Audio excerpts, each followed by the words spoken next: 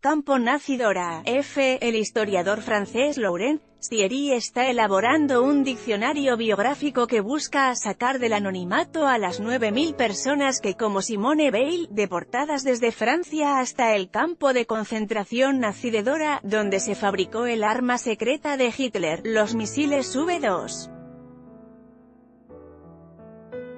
Dora, o Dora Nordhausen, en el corazón de Alemania, se convirtió en destino de políticos y miembros de la resistencia francesa contra el nazismo, como el diplomático y escritor Stefan Hessel, uno de los redactores de la Declaración Universal de Derechos Humanos en 1948, y autor en 2010 del bestseller Indignaos.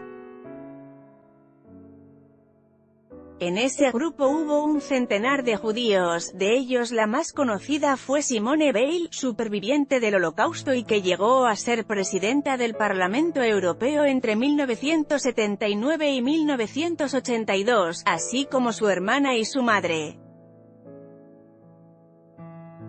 El objetivo del proyecto, en el que participan 40 voluntarios, es rendir tributo a la memoria de esas víctimas de la Segunda Guerra Mundial, 1939 a 1945, y, al mismo tiempo, conocer mejor los mecanismos que permitieron el funcionamiento de los campos nazis.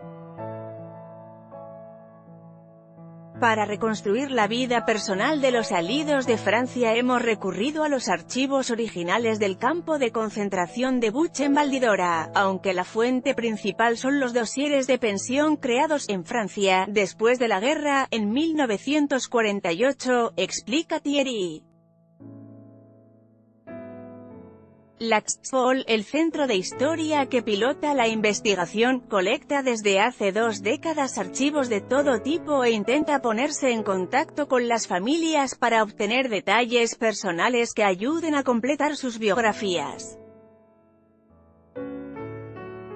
El equipo de Thierry también ha contado con material del antiguo Ministerio de los Excombatientes, Deportados y Prisioneros, que fue el encargado desde la liberación de recopilar todos los documentos, para intentar encontrar a quienes habían salido de Francia, voluntariamente o deportados, y saber su suerte. Boceto del lugar. A medida que la gente fue liberada, se fueron recuperando archivos de los campos de concentración y los documentos fueron repatriados a Francia, añade el historiador, que dirige el proyecto desde el año 2013. Dora, nombre en código dado a un conjunto de instalaciones cerca del campo de concentración de Buchenwald, al oeste de Leipzig, fue el lugar elegido por las SS alemanas en 1943 para albergar a los deportados que debían completar la fabricación de los misiles secretos V2 con los que el régimen hitleriano pretendía frenar una derrota ya inevitable. En el campo murió la mitad de los 9.000 prisioneros deportados desde Francia entre septiembre de 1943 y abril de 1945. En 1997, asociaciones de supervivientes de Dora, de los que quedan con vida una decena, acordaron elaborar ese diccionario biográfico. Los archivos recopilados han ayudado, por ejemplo, a confirmar a los hijos de un deportado, 70 años más tarde, que su padre, contrariamente a lo que la familia creía, había conocido en vida la liberación de ese campo y no había muerto días antes, recuerda Thierry, que menciona este caso como uno de los más emotivos. El historiador aspira a culminar su investigación en 2020, fecha del 75 aniversario de la liberación de los campos de concentración nazis.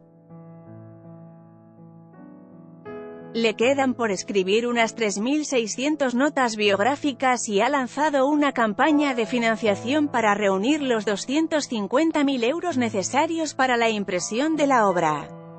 Thierry opina que el almacenamiento masivo por los nazis de datos de los deportados sobre sus orígenes, religión o profesiones invita a cuestionarse, con perspectiva, sobre el riesgo de que los gobiernos actuales tengan a su disposición tanta información personal y sobre el uso manipulador que puedan hacer.